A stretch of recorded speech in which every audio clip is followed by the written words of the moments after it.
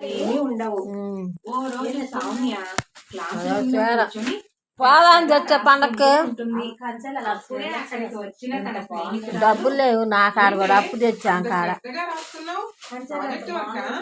కాదే ఈ రోజు మా చెల్లెలి పుట్టినరోజు, అందుకే నేనే ఓ గ్రీటింగ్ కార్డ్ తయారు చేసి అందులో చెల్లికి పుట్టినరోజు రాస్తున్నాను.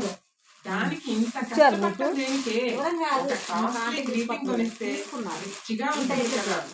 కొన్న గ్రీటింగ్ కార్డ్ లో కాస్ట్లీ అనే రిచ్నెస్ తప్ప ఫీలింగ్స్ ఏమీ ఉండవు కదా.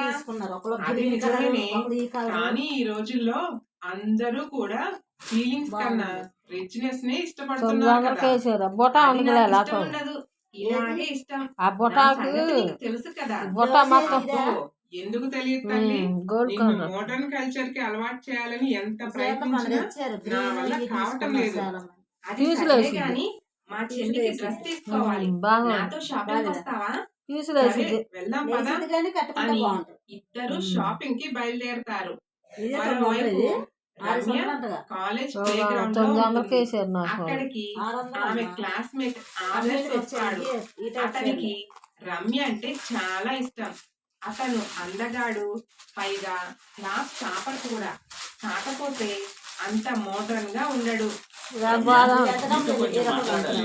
చెప్పు ఆదర్శ్, ఏంటి విషయం? I love you. This is for you.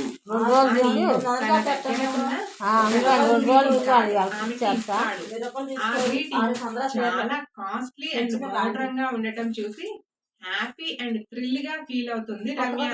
Thank you Adarsh అని తీసుకుంటుంది. నాకు తెలుసు రమ్య, నువ్వు నా లవ్ యాక్సెప్ట్ చేస్తావని. హలో హలో, ఊహించుకోకు, నేను నిన్ను ప్రేమిస్తున్నానని చెప్పలేదు కదా. అదేంటి మళ్ళీ నా గ్రీటింగ్ తీసుకొని థాంక్స్ చెప్పావు కదా. ఐ లవ్ యూ కి reply I love you two అవుతుంది.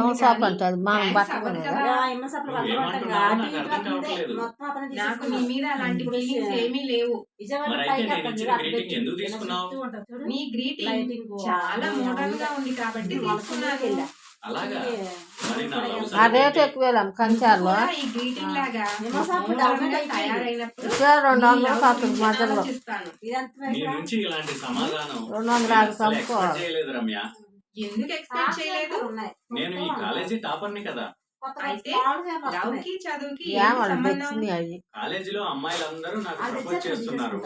అలాంటిది నువ్వు మాత్రం నన్ను ఎందుకు రిజెక్ట్ చేస్తావే అనుకున్నాను. అసలు ఆ ఆలోచనే నాకు రాలేదు. అదే ఈ రమ్య స్పెషల్. నా అభిరుచులు అందరి అమ్మాయిలా కాదు, చాలా డిఫరెంట్. నాకు అందం, చదువు కంటే కూడా మోడర్న్ కల్చర్ అంటేనే ఇష్టం అని చెప్పి వెళ్ళిపోతుంది రమ్య.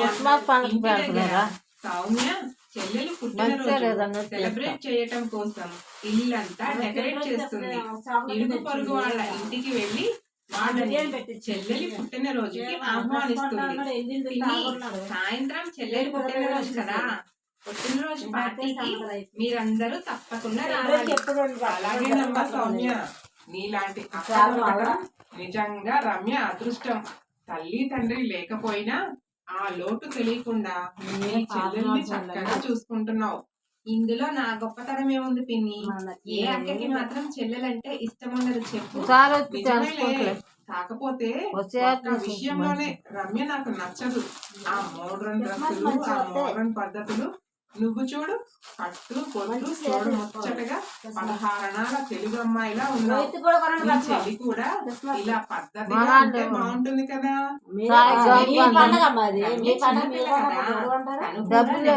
మారుతుందిలే అని చెప్పి చెల్లెల్ని సమర్థించుకుంటుంది సౌమ్య.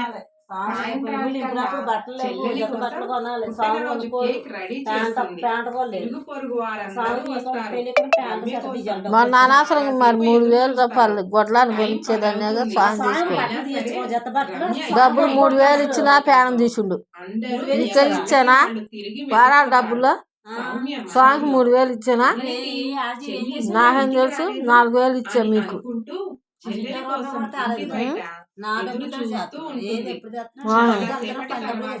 నాకేం మళ్ళీ వారాలు వస్తే ఇప్పుడు నాకు ఇంట్లో చేతిలో రూపాయి అట్లా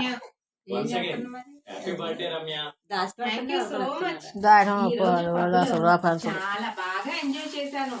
నా బర్త్డేకి నువ్వు ఇచ్చిన ఈ సర్ప్రైజింగ్ ట్రీట్ నేను ఎప్పటికీ మర్చిపోలేను అని అతనికి హగ్గిస్తుంది. అతను వెళ్ళిపోతాడు. ఇరుగు పొరుగు వాళ్ళు నిద్రలేసి అదంతా చూస్తూ ఉండటం గమనిస్తుంది సౌమ్య. ఏంటిది రమ్య, ఇప్పటి వరకు బయట తిరిగితే ఎలా? అసలే రోజులు బాగాలేవు. జరగడానికి ఏమైనా జరిగితే నేనే చిన్నపిల్లలు కాదు. ఏ టైంలో ఎలా నడుచుకోవాలో, సేఫ్ గా ఎలా ఉండాలో ఈ డ్రెస్సులు ఏంటి? ఇలాంటి డ్రెస్సులు వేసుకోవద్దని నీకు ఎన్నిసార్లు చెప్పాను. ఒకటి ఇలా వెళ్తేనే ఎంట్రీ ఉంటుంది. పైగా నన్ను చూడు, ఎంత posh గా modern గా ఉన్నానో. ఇలా ఉండటమే నాకు ఇష్టం. అది నీకు తెలుసు కదా. నేనంటే అర్థం చేసుకుంటాను, కానీ మన ఇరుగు పొరుగు వాళ్ళు అర్థం చేసుకోరు. పైగా అర్ధరాత్రి వరకు ఇంటికి రాకపోతే ఊళ్ళో అందరూ ఏమనుకుంటారు చెప్పు? ఊళ్ళో వాళ్ళ గురించి నాకు అనవసరం. నాకు ఎలా నచ్చితే అలాగే ఉంటాను. నేను నా కోసం నీలాగా పక్క వాళ్ళ కోసం అని అక్కని వెక్కిరించుకుంటూ మాట్లాడుతుంది. సౌమ్యకి చాలా కోపం వస్తుంది. అయినా సరే తట్టుకొని, సరే చెల్లి పుట్టినరోజులే కానీ ఒక్క నిమిషం ఉండు అని స్వయంగా చేసిన పుట్టినరోజు గ్రీటింగ్స్ తో పాటుగా తను తెచ్చిన డ్రెస్ చెల్లికి గిఫ్ట్ గా ఇస్తుంది. పుట్టినరోజు శుభాకాంక్షలు చెప్తుంది. పిల్లగాడు కూడా దొంగ కూడా ఇతడు జాగ్రత్త బెంచపోతే అసహించుకొని సర్వాలోని ఇంత చీప్ గా విషయం చెప్తావా? అయినా ఈ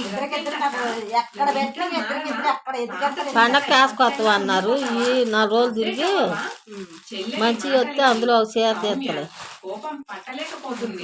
అప్డేట్ అవ్వడం అంటే నువ్వు పోతా నీకు అది పిచ్చాయన్నా బట్టలు చించుకొని ఎక్క వచ్చానని సరుతా మట్టి అంతే ఆగమాన్ చేసి గోడకు రాతది తిక్కలది ఇల్లు అసలు ఇప్పుడే ఇల్లు అంత రాతుకుందని నేను చత్తంటే ఎప్పుడు బాగా అయిద్దా ఏంది నేను సిరాది వెళ్తుంది కొత్తగా ఎదురు మాట్లాడుతున్నావు.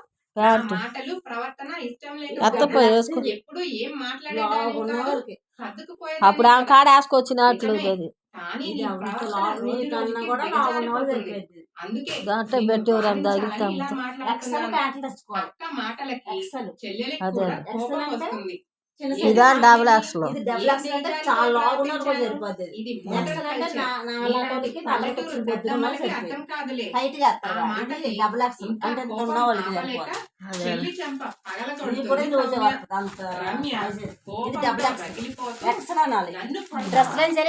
చెప్పాలి. సారీ చెల్లి, ఏదో కోపంలో కొట్టేశాను. నీ సారీ నాకేం అవసరం లేదు. మన ఇద్దరికి పడనప్పుడు ఒకరి ప్రవర్తన ఒకే చోట అది కాదు చెల్లి. అమ్మాయి గంజి పెట్టుకోవాలమ్మా వాటికి నా లైఫ్ నాది,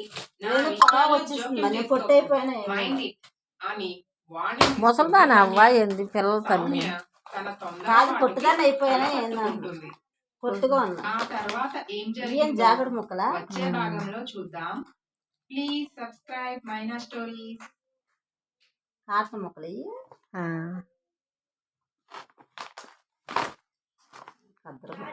చీరమైన రోజులకి వేసుకున్నారు. ఇప్పుడు బావులోని బల్లి పడింది, పడొచ్చింది. ఇట్లా టిక్టాక్ చేయండి అది మంగి